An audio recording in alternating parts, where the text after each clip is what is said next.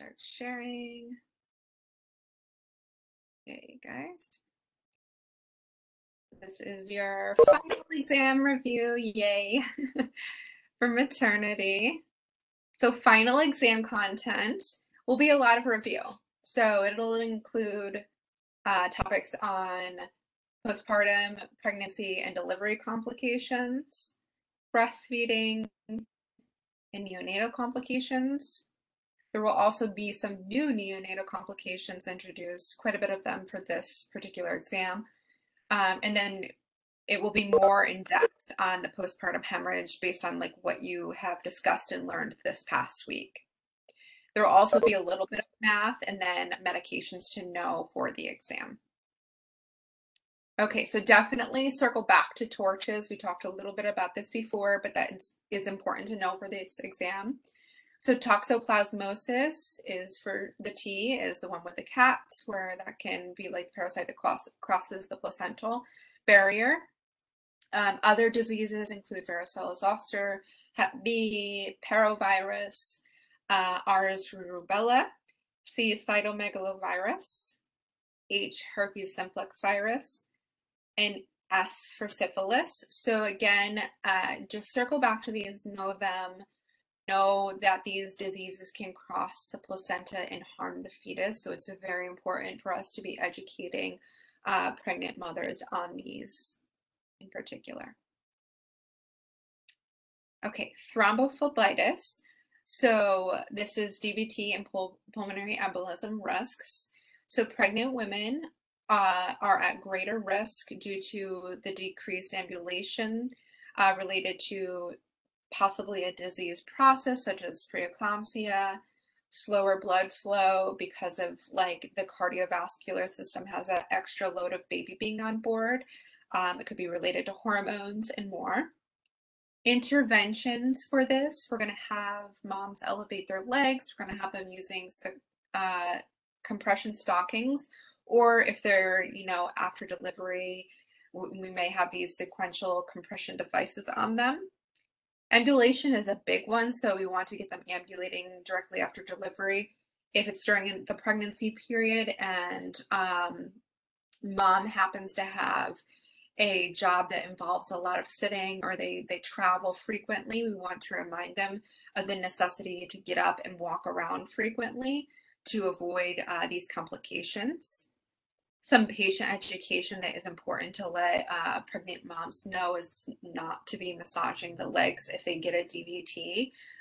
This is contraindicated because it could dislodge the clot and lead to pulmonary embolism. And pulmonary embolisms can be life-threatening. Postpartum depression. So this is defined by marked irritability, severe anxiety, and panic attacks. It can present in the preceding weeks after delivery. By contrast, baby blues will likely be present within, the initial days at postpartum. Postpartum depression would be assumed if at 3 weeks we go and assess a postpartum patient and they state that they're just feeling sad every day and they're crying every day, we're going to assume that's postpartum depression. Psychotic features may be present along with postpartum depression, and psychosis may be an indication of danger to self and danger to others. So our primary concern with this is going to be the infant's safety, and that's important to know. Fetal demise is a little bit different. So this is where, parents lose their child after the 20 weeks of gestation. And the grief period begins immediately and may last for a very long time for parents. They may actually never fully recover from the loss of their child fully, The nursing priority is to encourage them to hold the baby, offer them a lock of the baby's hair, some footprints perhaps, because that memorabilia is going to be very special to them moving forward with their grieving. Pregnancy and delivery complications. These may lead to the need for scheduled C-section or perhaps an emergency C-section. Proficient team efficiency is a necessity, so we use closed loop communication for this. So this is where you're repeating back to whoever told you an intervention. So you know that they know that you know, right? So closed loop communication is super, super important when working with teams. Infection risks include Foley catheter infections, ruptured membrane infections, endometriosis. So with the Foley catheter, if the patient has an allergy to betadine or iodine and there's no chlorhexidine available, you're in the OR, you're getting mom ready for the cesarean, we do not use the betadine. We do not risk anaphylaxis. We're going to be as aseptic as possible getting that fully inserted. We can treat the potential risk of infection. We can give prophylactic antibiotics, right? But if a patient goes into anaphylactic shock, especially like if we're doing this while also doing a very invasive surgery, that is not going to be something easily treated. Ruptured membranes, so just remember, we talked about this in the past, that this is an increased risk for neonatal sepsis. Endometriosis, so this is an infection of the birth canal, the uterine lining. We can treat this with antibiotics. It is noted by a foul odor of the Lokia.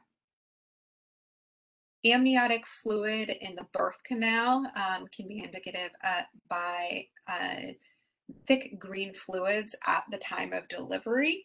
And the priority with this is to evaluate the neonate's respiratory response because they may have aspirated some of that, and this is a respiratory distress risk. Okay, so with the diabetic pregnancy, so again, we're kind of doing a little bit of review, still adding in a little bit of new stuff. So macrosomia and large for gestational age. The differentiation between the two is macrosomia is large baby. This is a major risk for postpartum hemorrhage. Large for gestational age also could be the same thing, risk for postpartum hemorrhage, but what's different between those two terms, macrosomia and large for gestational age, is that large for gestational age is possible that preterm delivery related to the size, where macrosomia is just large baby. Preterm infants often need oxygen therapy, and what is important to know with prolonged oxygen therapy is that it can lead to retinopathy or that visual impairment. Diabetic pregnancies, there's also risk for baby being jaundiced or having that hyperbilirubinemia. We'll go into that a little bit more soon. There's risk for neonatal hypoglycemia. So with neonatal hypoglycemia, the priority for both mom and baby is always monitoring those blood sugars frequently. So if blood sugar levels are low and the baby is responsive, not showing the signs of hypoglycemia per se, the best thing to do is attempt to give baby breast milk or baby formula and then recheck those blood sugar levels, because they're still able, if they're still coherent and able to actually drink and get those nutrients in to get their sugars up, that's the best thing to do rather than more invasive measures. Okay, breastfeeding, circling back review, skin to skin benefits. There's those positive signs of the rooting reflex, so they may be sucking or licking at the nipples. This also helps with stabilization of baby's vitals, involution, and more. Important to always inspect and gather information from breastfeeding mothers. In particular, when you're looking at the breast, you want to be looking for any signs of cracked or bleeding at the nipples. This is a way for opportunistic bacteria to get in and cause mastitis. We want to catch that early on. Okay, so Lokia and the perineum, so some discharge teaching related to this. The Lokia should not have an odorous smell. So you want to make sure moms understand that and know that that would be an abnormal finding, and they should report it immediately if they develop this because it is a sign of infection. Lokia should progress from the rubra, which is that bright red, to the serosa, the pink, and then eventually to alba, which is that natural white discharge. You want to educate on the importance of the red flags with Lokia, right? So if they go from a state of alba Lokia discharge and then they revert back to heavy bleeding, heavy rubra, they need to get emergency care right away. If there is a steady trickle of bleeding that is inspected and the fundus is analyzed as being firm in midline, then we're going to suspect that there's lacerations within the birth canal. Let me know if I'm going too fast, you guys, okay? So some neonatal complications. To begin, respiratory is a big one. So fetal lung development with preterm infants, we often know we have to administer that medication ahead of time if it's anticipated betamethasine.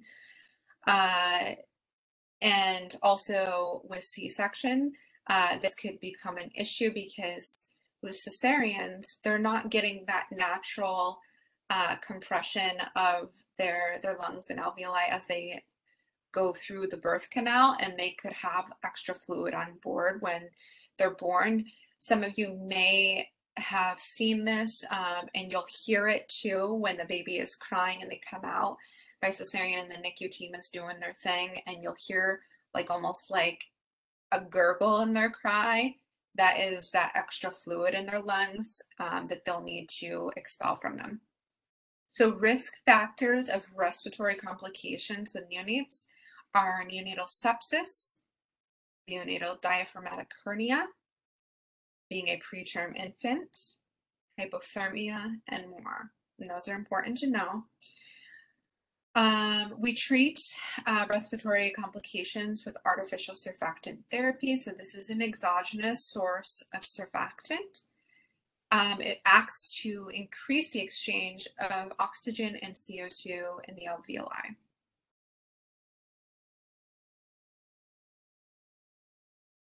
Neonatal complications continued. So we have preterm infants in the NICU. So risks for these preterm infants are hypothermia, intraventricular hemorrhage, vision impairment, chronic health conditions, and more. For feeding these infants, you'll often see them getting gavage feedings with breast milk. So this is being delivered. This is pictured here in this image. So this is mom's breast milk, which is gavage fed to baby through an NG or an OG tube. We do this because these infants do not at this time have the coordination between their suck, swallow, and breathing. If a mom requests to hold the baby during the next baby's gavage feeding and the baby is on oxygen therapy via nasal cannula, what can we tell her? Anyone can unmute themselves and try to give a stab at what you think you would tell mom for this.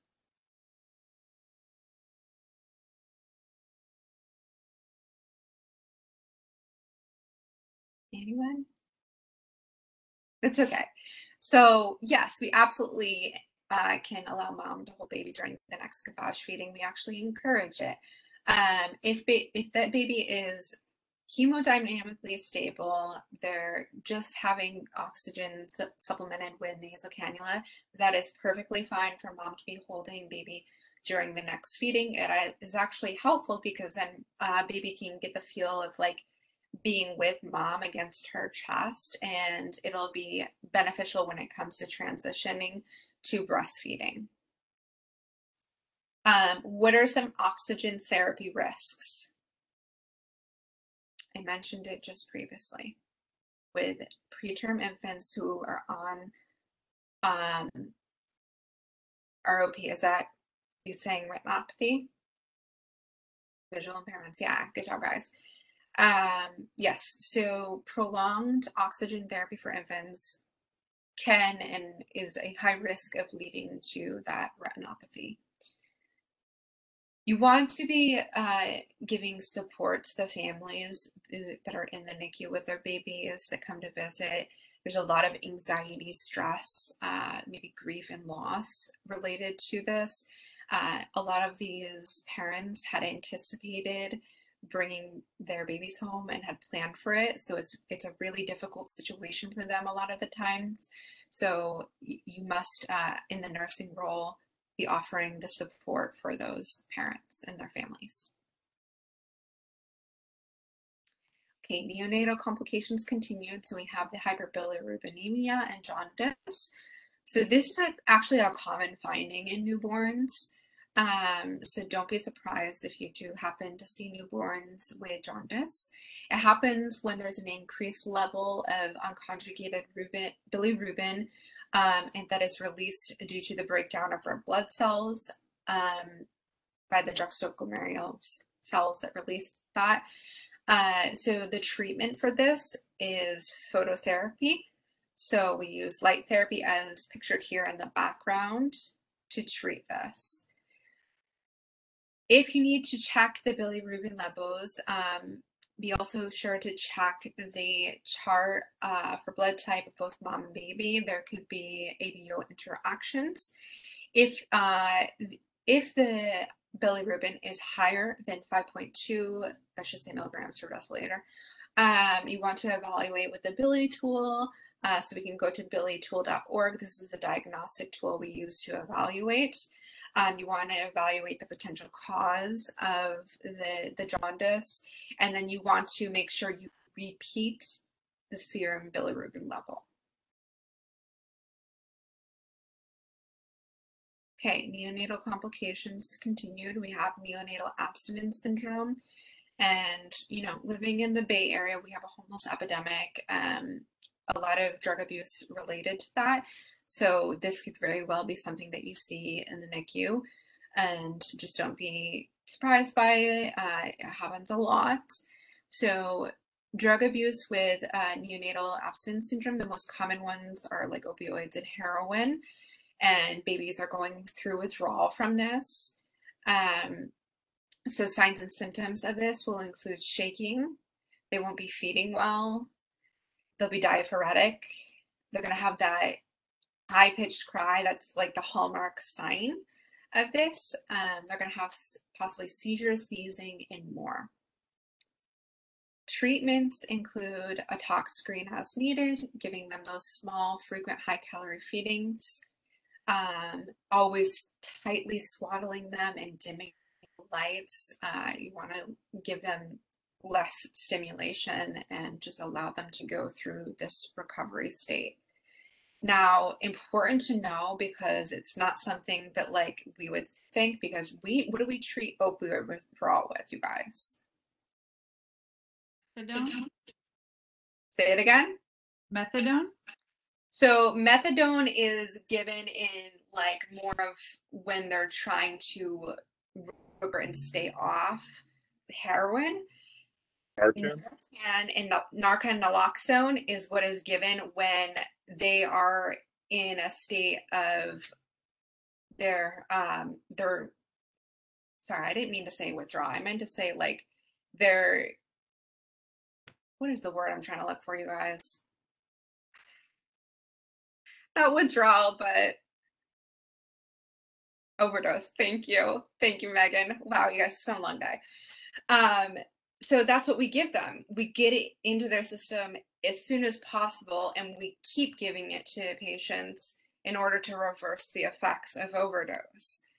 However, with babies who are going through withdrawals, we feel like, oh, okay, like, we want to give them Narcan or something like that. No, Narcan is contraindicated. It will exacerbate the withdrawals, and that's important to know for this exam.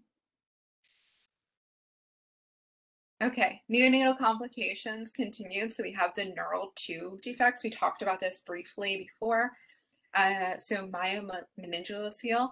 You guys will talk about the different types of neural tube defects a bit more during pediatrics, but this is a big one to know for newborns, because this is presented with the meninges, spinal cords, and nerves protruding in a sac outside of the body. right at the lumbar region. It'll be coming through that that vertebrae and out through the body.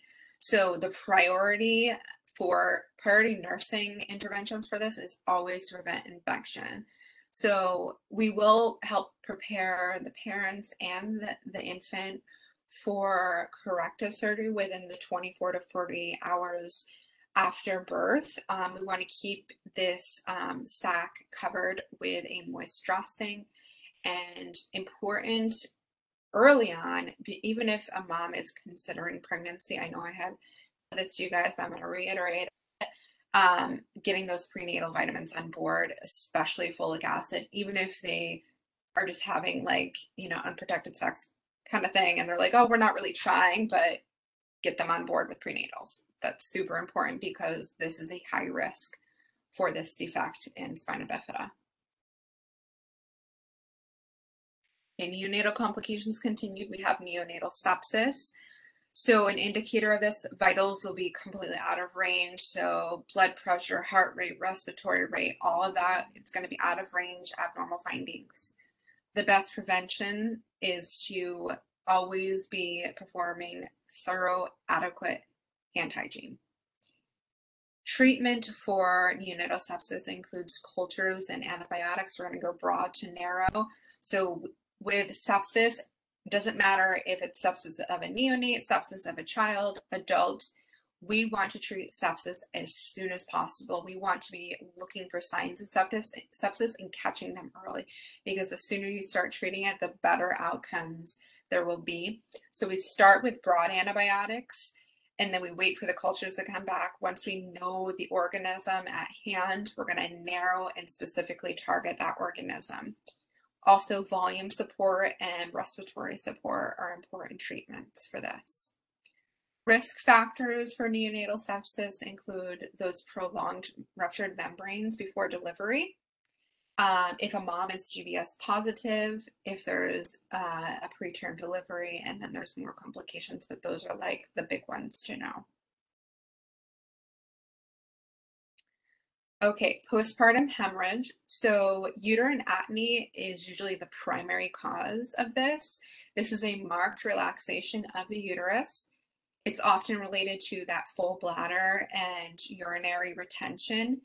So we want to encourage moms to be frequently trying to start a urination stream. We may also be, this postpartum hemorrhage may also be due to retained placental fragments. That's a little bit different than uterine atony. Magnesium sulfate could also be a risk factor for postpartum hemorrhage, as well as abruptio placentae and placenta previa. Know the difference between QBL and EBLs. So QBL is quantified blood loss, whereas EBLs are estimated blood loss.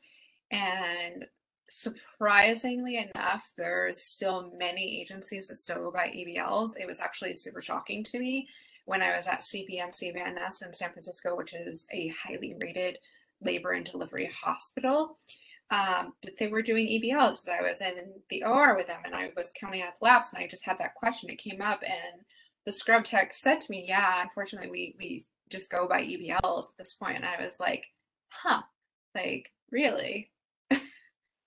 It surprised me, but some agencies still do that. But the best way of knowing how much blood loss they've actually had is that quantified blood loss, because that's the weighing of those laps. It's looking at the actual volume of what is being suctioned out into a chamber that you will see milliliter tick marks and how you'll read that.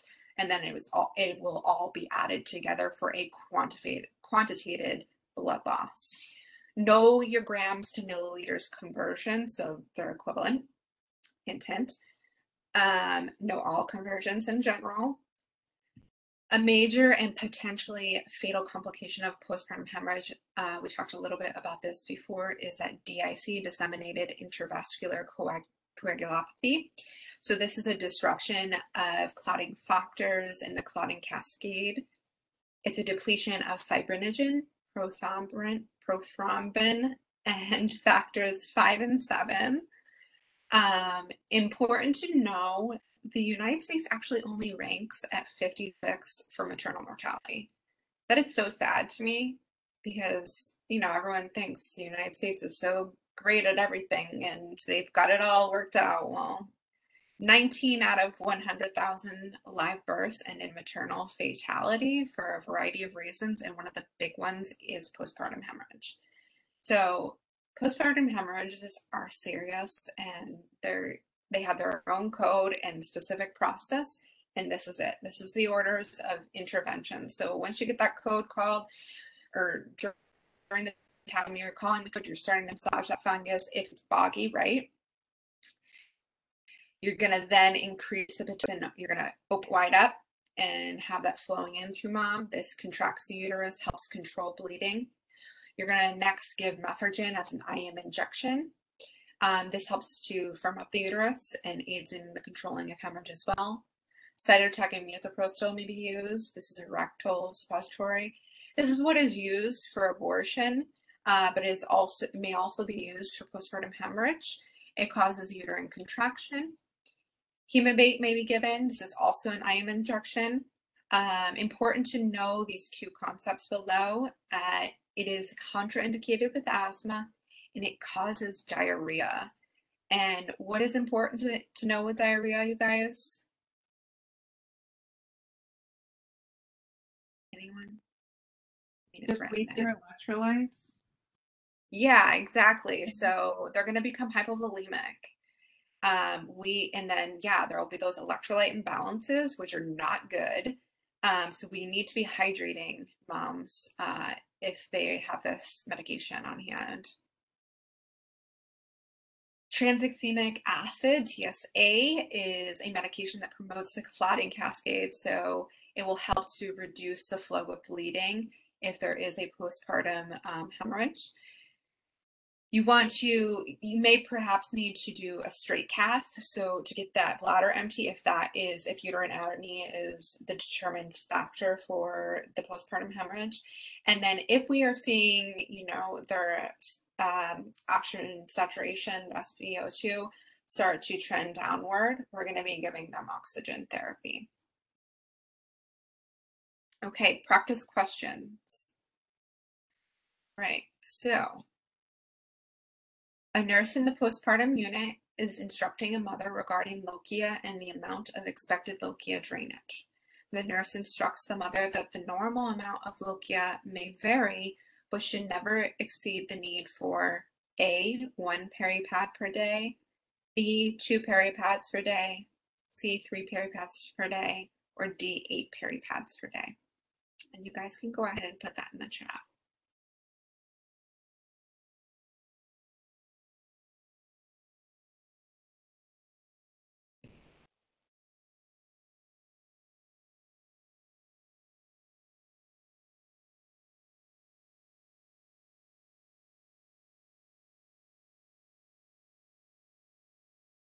Think back to what we said would be constituted as postpartum hemorrhage if we're seeing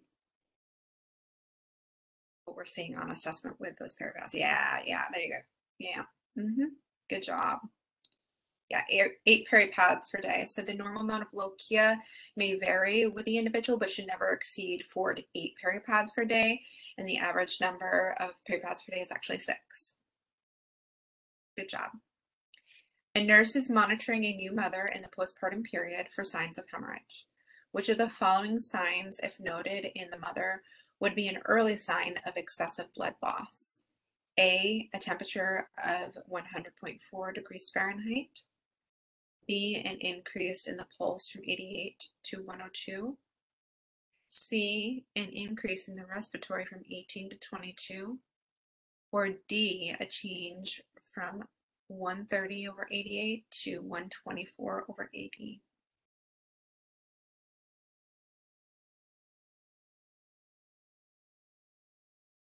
So an early sign of excessive blood loss.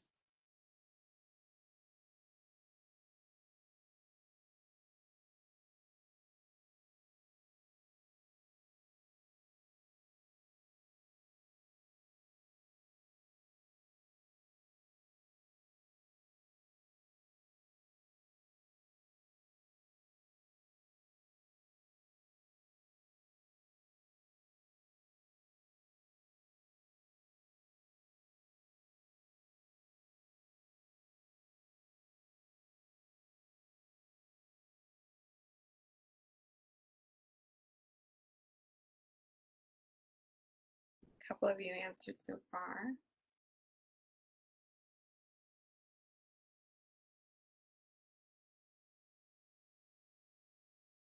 Give it a shot if you haven't put one up there.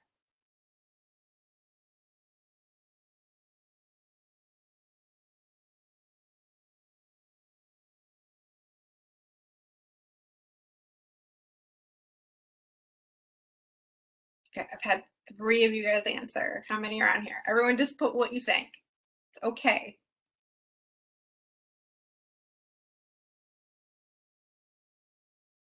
Good job.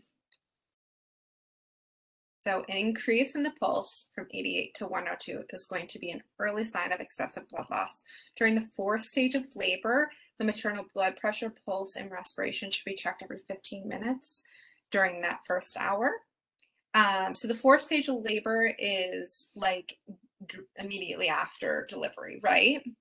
So a rising pulse is an early sign of excessive blood loss because the heart pumps faster to compensate for a reduced blood volume.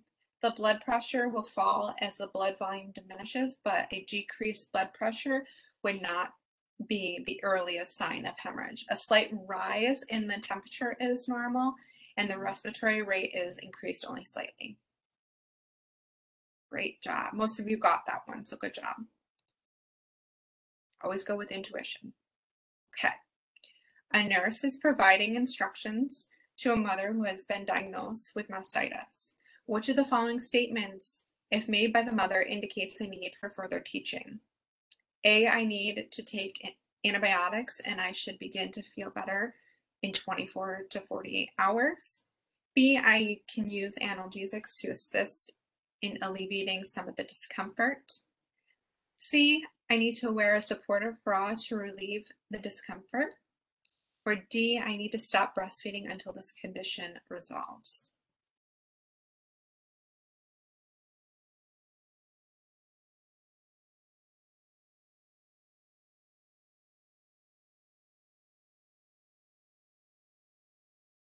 Amen.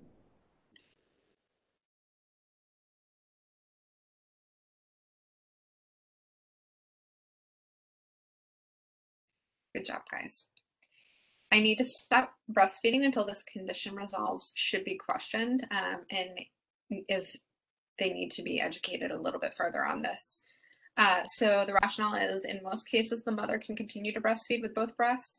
If the affected breast is too sore, the mother can pump the breast gently. Regular emptying of the breast is important to prevent abscess formation.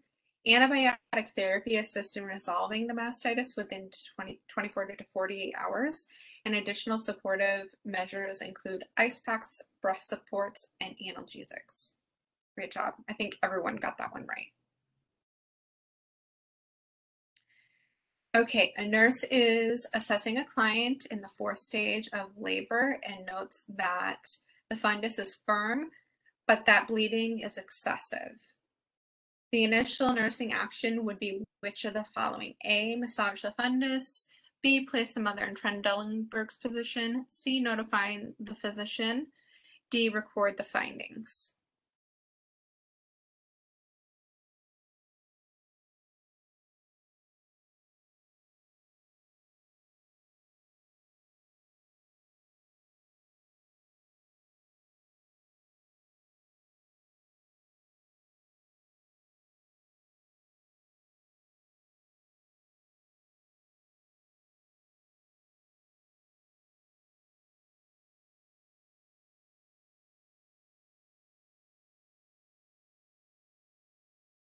Tell where the responses started or ended.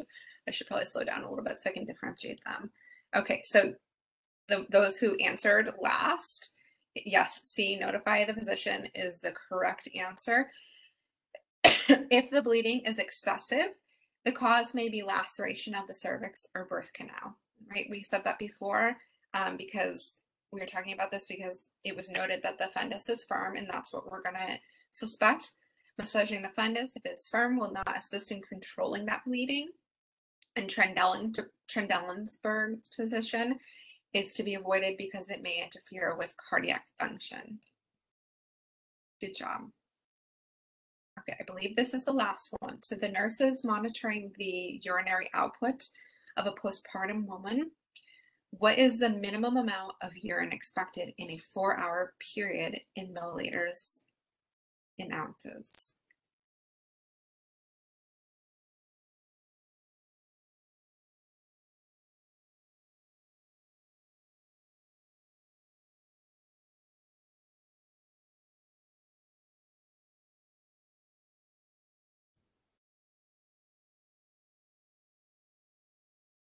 And in ounces.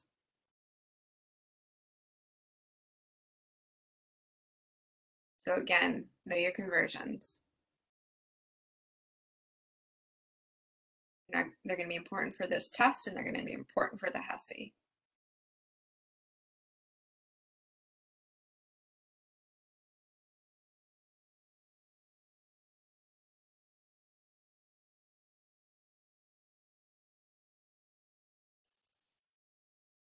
Good job. 30 mils equals 1 ounce. Melissa got that. And then Megan, good job in noting, what we know is the normal amount of output for urination, or like the minimum for any patient, right? Good job. I think that was the last one. Yeah, it's know your med math conversions, grams to mils in particular for this one. Okay. And good luck. Okay, I'm going to go ahead and stop our recording.